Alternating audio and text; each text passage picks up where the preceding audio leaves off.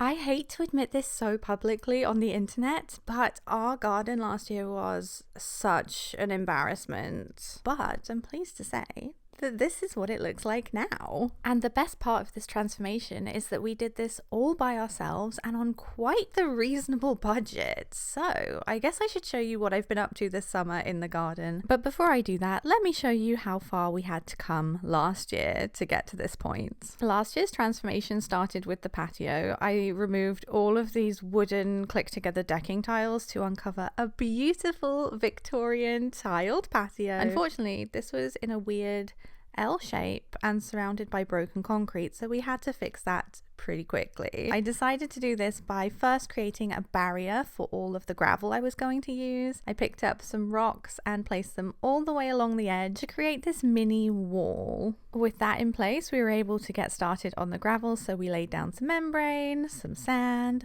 a few paving slabs. These are actually from the range. They're $3.99 each. They're the Chalice Grey paving slabs, and I swear by these. They're such a bargain. The patio came up looking so nice. My only regret is that I used Cotswold chippings instead of regular gravel. They tend to go a little bit green, but it's fine. We move on. My wife and I did a few other small tasks in this area, like adding a gate for some more privacy and security. We then turned our attention to the back of the garden. This old shed still needs to be pulled down, but last year we ended up painting it and adding a trellis, letting the honeysuckle that was there grow back in. This is what it looked like last year. As an update, this is what it looks like this year. Had to give a sneak peek at this one because it really blows my mind. And last year, instead of turning our attention to the things that we needed to do most, like repointing all of the crumbling brick walls, my wife and I decided an inflatable hot tub was the answer to all of our problems. So we got this from the Aldi middle aisle. But as you can see, we spent too much time in the hot tub last year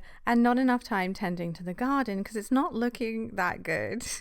The grass in particular was my nemesis. I laid grass seeds so many times. And finally this year it is looking good, but last summer we had too many heat waves and it just didn't take. So our garden never looked quite as nice as I would have liked it to. Oh, and as a side note, last year I did manage to patch up this crumbling brick wall. I taught myself a couple of bricklaying skills, not too shabby if I do say so myself, but also still needs a lot of work.